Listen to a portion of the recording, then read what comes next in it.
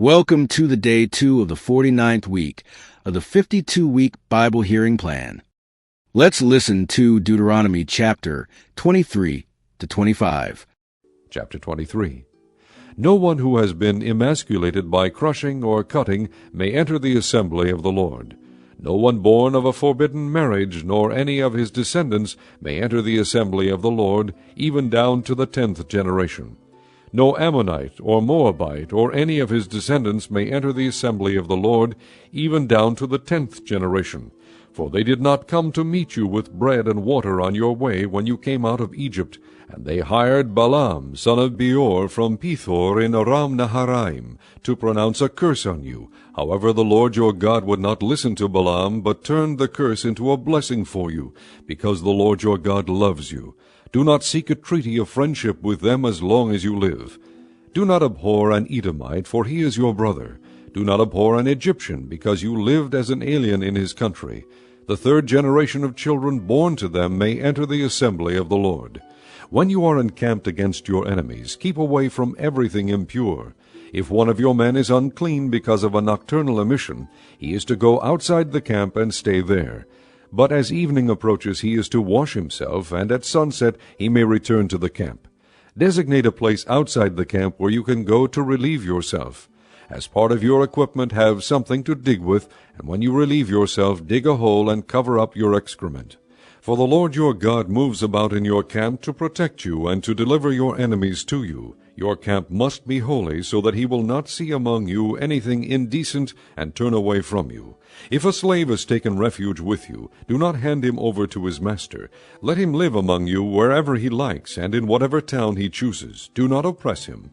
No Israelite man or woman is to become a shrine prostitute. You must not bring the earnings of a female prostitute or of a male prostitute into the house of the Lord your God to pay any vow, because the Lord your God detests them both.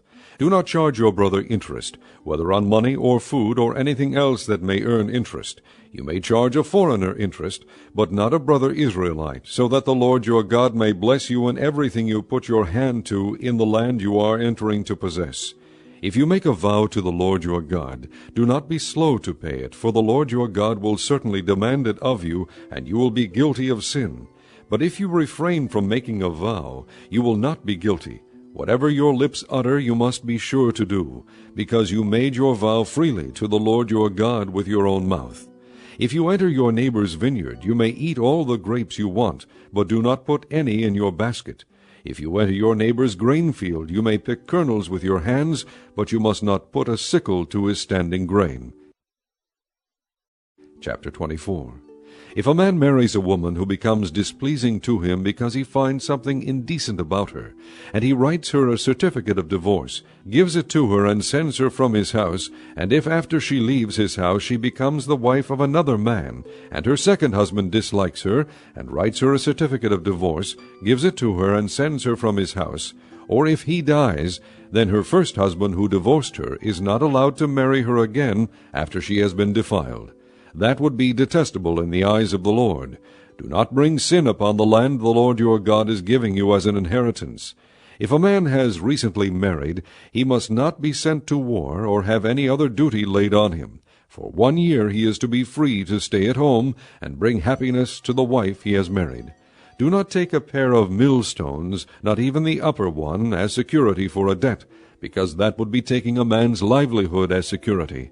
If a man is caught kidnapping one of his brother Israelites and treats him as a slave or sells him, the kidnapper must die. You must purge the evil from among you.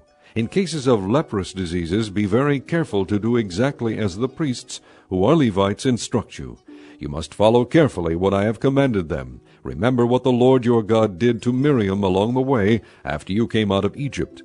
When you make a loan of any kind to your neighbor, do not go into his house to get what he is offering as a pledge. Stay outside and let the man to whom you are making the loan bring the pledge out to you. If the man is poor, do not go to sleep with his pledge in your possession. Return his cloak to him by sunset, so that he may sleep in it.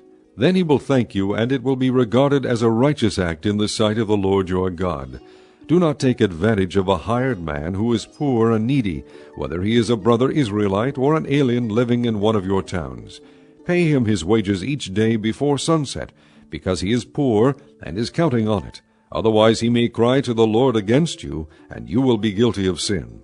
Fathers shall not be put to death for their children, nor children put to death for their fathers. Each is to die for his own sin.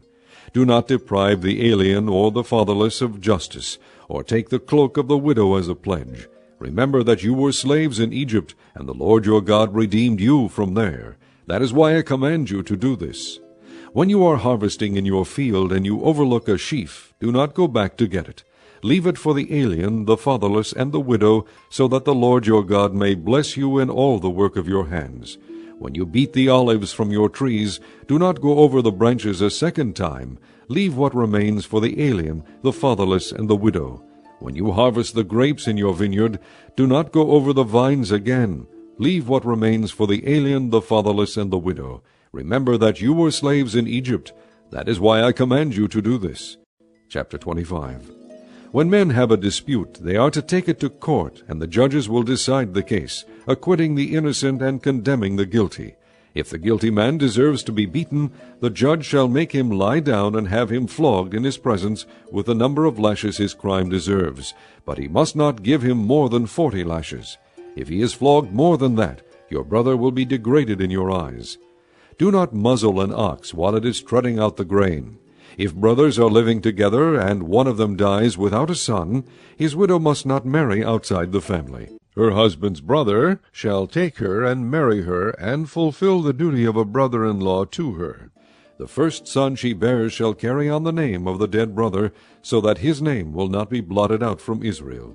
However, if a man does not want to marry his brother's wife, she shall go to the elders of the town gate and say, My husband's brother refuses to carry on his brother's name in Israel. He will not fulfill the duty of a brother-in-law to me.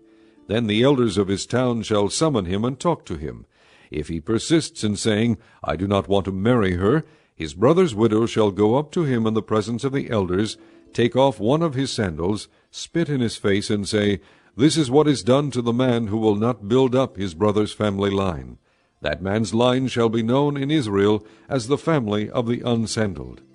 If two men are fighting, and the wife of one of them comes to rescue her husband from his assailant, and she reaches out and seizes him by his private parts, you shall cut off her hand. Show her no pity.